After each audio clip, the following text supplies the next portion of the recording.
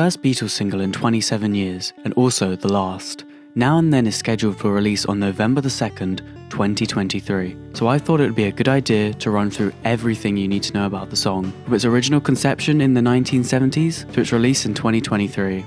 It all started around 40 years ago with the demo.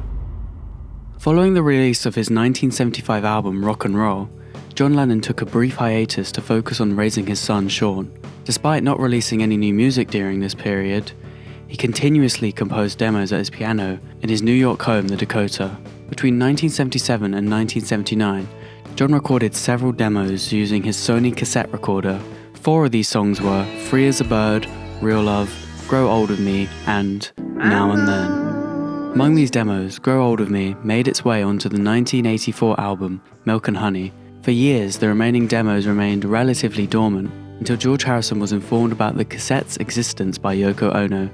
Subsequently, in 1994, during John Lennon's Rock and Roll Hall of Fame induction ceremony in New York, the cassette was given to Paul McCartney.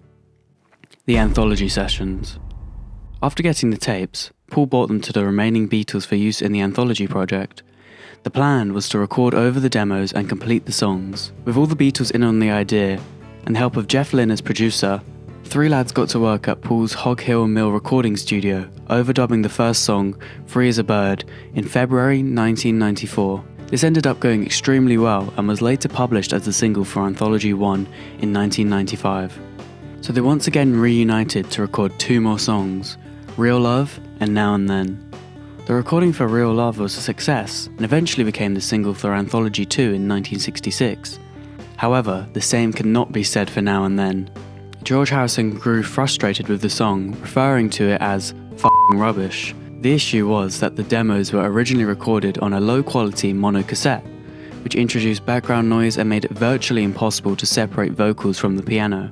This luckily hadn't been much of an issue on the 2 songs Real Love and Free as a Bird, but Now and Then suffered from significantly more background noise than the other 2, and a much louder 60-cycle mains hum, which couldn't be adequately fixed.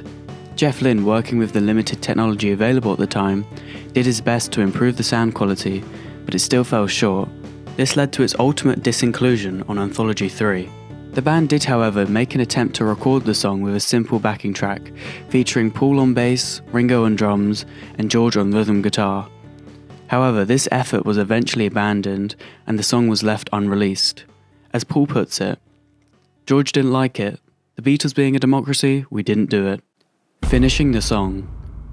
In 2012, during a Jeff Lynne documentary on BBC4, Paul McCartney talked about a song they had begun working on. He mentioned that George Harrison had lost interest in it, but McCartney expressed his intention to collaborate with Jeff to eventually complete the song. But there were 3 that we liked. Free as a Bird, Real Love. And so those were the 2 that we did. And there was another one that we started working on, but George went off it. Fucking hell, fucking rubbish this is. It was like, no George, this is John. It's still fucking rubbish, you know. Oh, okay then. So that one's still lingering around somewhere. I'm going to nick in with Jeff and do it, finish it. One of these days. Fast forward to October 2021, McCartney reiterated his desire to finish the track, and thanks to Peter Jackson, his wish could become a reality. During that same year, the release of The Beatles Get Back, a documentary series by Peter Jackson, garnered significant attention for its award-winning restoration of both film and audio. Using Wingnut Films' machine learning AI, or MAO audio technology, Jackson's team accomplished the remarkable tasks of demixing the series' mono soundtrack. They successfully isolated individual instruments, vocals, and even distinct voices within the Beatles' conversations. So we can take these mono tracks and split off all the instruments. We can just hear the vocals, the guitars. You see Ringo thumping the drums in the background, and you don't hear the drums at all. That allows us to remix it really cleanly. This breakthrough then paved the way for the 2022 remix of Revolver, directly sourced from the original 4-track master tapes, and additionally split with the MAO audio technology for an even more advanced mixing process. This technological advancement prompted an intriguing question: what could be done with Now and Then demo? Peter Jackson and his team applied the same revolutionary techniques to John's original home recording. They managed to preserve the clarity and integrity of his original vocal performance by effectively separating it from the accompanying piano. Moving on to 2022, Paul and Ringo took on the task of completing the song. Now and Then now features a clean John vocal, along with the electric and acoustic guitars recorded by George in 1995. Ringo's newly added drum part and Paul's contributions of bass, guitar and piano to match John's original playing. Paul also added a slide guitar solo inspired by George, and both he and Ringo lent their voices to the chorus as backing vocals. In Los Angeles, Paul oversaw a recording session at Capitol Studios to create a string arrangement capturing the essence of the Beatles. This arrangement was composed by Giles Martin, Paul and Ben Foster. One final touch that was added, Paul and Giles wove in backing vocals from the original recordings of Here, There and Everywhere, Eleanor Rigby and Because. These elements have been integrated into the new song using techniques mastered during the making of the Love Show and album. The finished track was produced by Paul and Giles and mixed by Spike Stent. Here are some quotes from the official Beatles website announcement. Paul says, "There it was, John's voice crystal clear. It's quite emotional, and we all play on it. It's a genuine Beatles recording.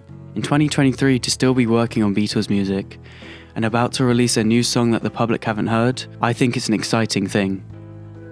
Ringo says, "It was the closest we'll ever come to having him back in the room, so it was very emotional for all of us. It was like John was there, you know, it's far out."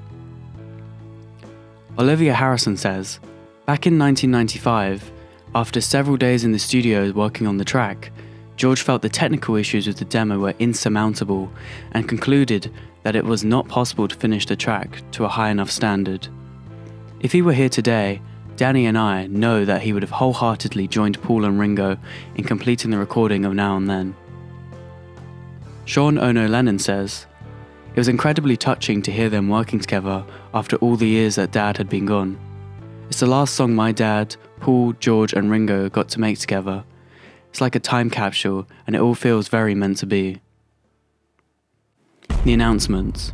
Taking it back a bit, the announcements all started on June 13th, 2023, during an interview on BBC Radio 4's Today programme.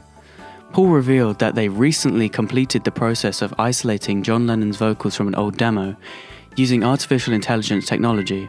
McCartney referred to this project as the final Beatles record without specifying the song. However, BBC News reported that the likely song in question is Now and Then, and was expected to be released later in 2023. And we were able to use AI, So when we came to make what will be the last Beatles record, it was a demo that John had that we worked on, and we've just finished it up. It'll be released this year. There were later many mentions of this last Beatles song, Ringo giving his comments on it on his birthday, saying that, referring to the AI confusion, "It's not like we're pretending anything. That is actually John's voice, Paul's voice and bass playing, George on rhythm guitar and me on drums. And the two things that are new are Paul's bass and me on drums. I really worked at it just months ago here, and it works. It's a beautiful song. For all the madness going on around it, it's such a beautiful track, and our last track." Then on Wednesday the 25th of October, we received some exciting news.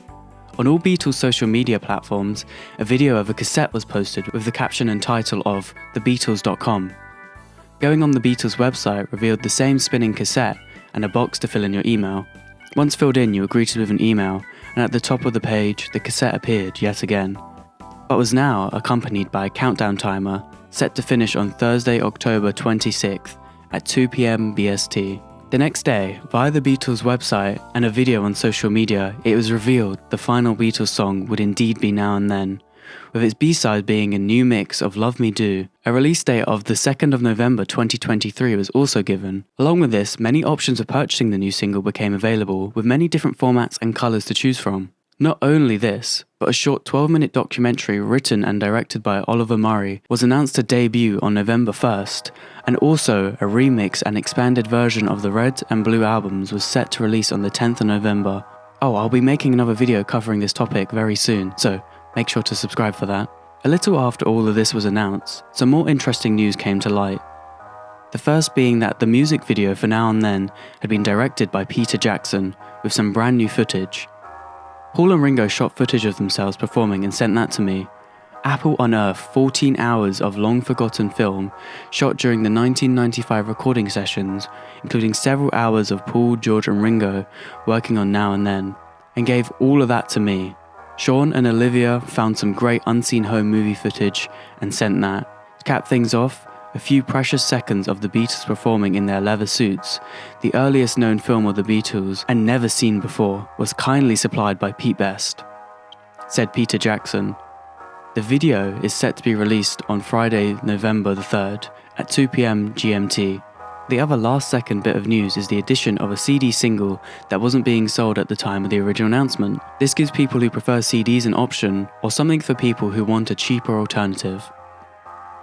That concludes this video. I hope I covered everything that's of interest. I can't wait to receive my copies of Now and Then, and finally hear the song on the 2nd. I'm hoping it will be a chart topper.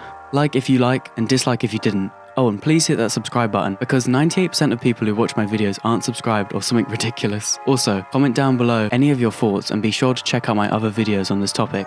Anyway, I'll see you next time. Bye, bye, bye.